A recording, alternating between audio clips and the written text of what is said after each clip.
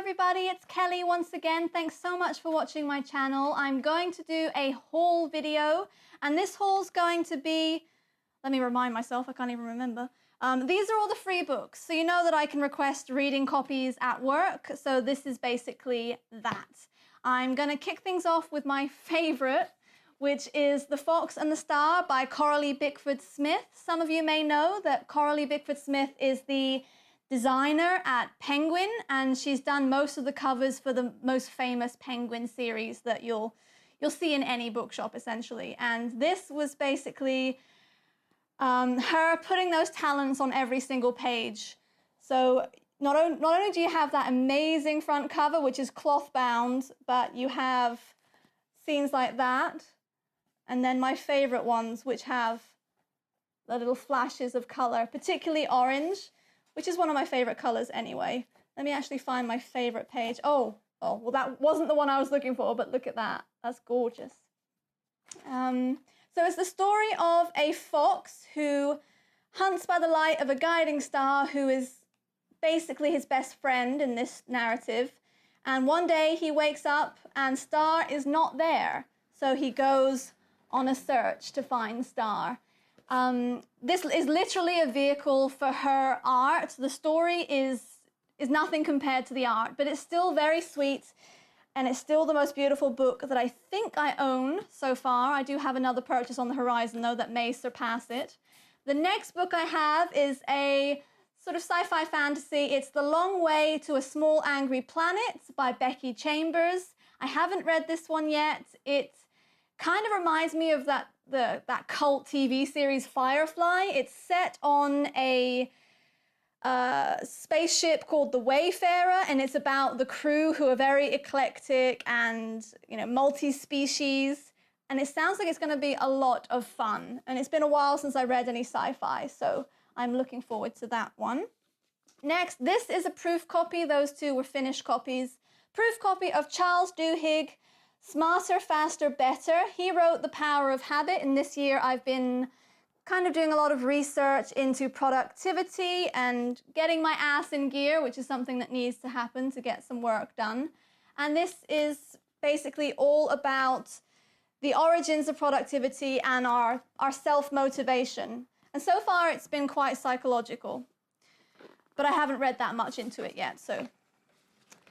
The next book is a reading copy of Soundless by Richelle Mead. I requested this one before I read some of the reviews. It doesn't seem to be getting that much love. I think the consensus is that the premise is amazing and the realization not so much. It's about a girl called Faye. It's set in a mountainous Chinese town where there is no sound.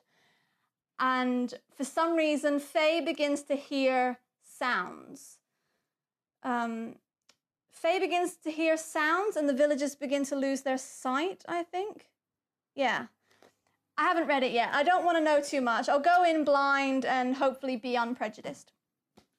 Next, I have In Order to Live by Yeonmi Park. This is a biography about Yeonmi's family's escape from North Korea.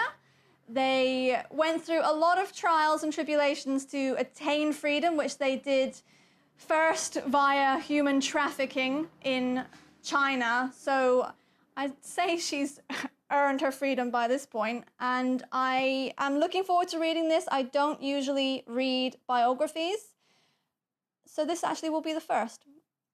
And hopefully I'll like it. Next, I have Mark Adams' Meet Me in Atlantis. I have previously hauled Turn Right at Machu Picchu over there on the end of the mantle. This is a novel adventure travel book, and it's about the myth and also the real evidence to suggest that maybe there is or was an Atlantis. And he very successfully walks the line between open-mindedness. He listens very affably to all the real believers, but he maintains, you know, a certain amount of skepticism as well. You're never actually sure what side of the road he falls on. Does he believe or not? I don't know. Next, I won this one, Cloudwish by Fiona Wood. I won this by answering a question about Skellig by David Armand. I have no idea what it's about, only that the girl who was running the YA book meet said that it was very good. And she knows her stuff, so I believe her. Next, Outliers by Malcolm Gladwell. This is the story of success. I have never read any Malcolm Gladwell. I've heard he can be hard to get into, so this is going to be a chance for me to practice my very focused present reading. And then I think I would really like to read David and Goliath or The Tipping Point after this. But we'll see how I get on with this one first, shall I? All right, 2 more to go. I have a gorgeous copy of Brave New World by Aldous Huxley. This is a classic, and some of you may know that I've been reading 1984 by George Orwell for, well, since November last year, and I'm still only about halfway. I'm struggling, so I thought this one might be, I don't know, similarly themed but easier to get through. It is the most gorgeous naked hardback you will ever see. I might actually let it live without the dust jacket. I didn't expect to be given that one as a reading copy, but I tried my luck and I won. The last book I'm hauling today I requested before Christmas, and that's why it has a Christmassy theme. It's A Snow Garden and Other Stories by Rachel Joyce. It's a collection of short stories that are seemingly unrelated, but the sort of common thread running through is this painting of a girl in a red coat. I haven't read this yet. I'm going to be saving it for Christmas since it didn't arrive in time for last Christmas. Next Christmas it will be. Those are all the books I've gotten for free so far this year. I haven't done too badly, have I? All right, guys, join me for the next haul video. There are a couple more planned because I've got a lot of books recently. Thank you very much. See you next time. Bye.